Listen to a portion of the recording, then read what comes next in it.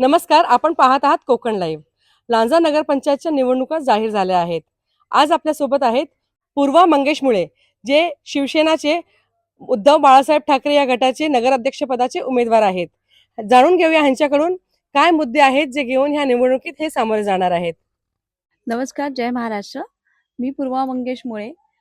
लांजा नगरपंचायतीच्या निवडणुकीमध्ये शिवसेना उद्धव बाळासाहेब ठाकरे पक्षाकडून मला उमेदवारी जाहीर झालेली आहे आणि महाविकास आघाडी म्हणून आम्ही एकत्र लढत आहोत.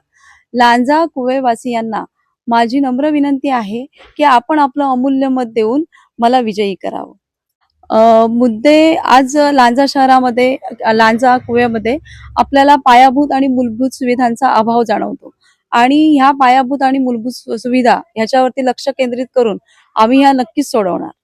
ज्या वेळेला पक्षामध्ये जेव्हा पक्षामध्ये दुफळी निर्माण झाली त्याच्यानंतर जे नगरसेवक होते त्यांनी सगळ्यांनी शिंदे गटात प्रवेश केलेला आहे आणि एक अनुभवी नगरसेविका म्हणून पक्षाने माझा विचार करून मला उमेदवारी जाहीर केलेली आहे. मागच्या 10 वर्षापासून मी नगरसेविका म्हणून लांजा नगरपंचायतीमध्ये काम पाहिलेलं आहे. त्याचसोबत मी उपनगराध्यक्षा म्हणून काम पाहिलेलं आहे, गटनेता म्हणून काम पाहिलेलं आहे आणि लांजा नगरपंचायतीचा कारभार कशा पद्धतीने चालतो, कामकाज कशा पद्धतीने चालतं याचा माझ्याकडे अनुभव आहे. विकास आराखड्याच्या मुद्द्यावरती आम्ही जनतेसोबत आहोत.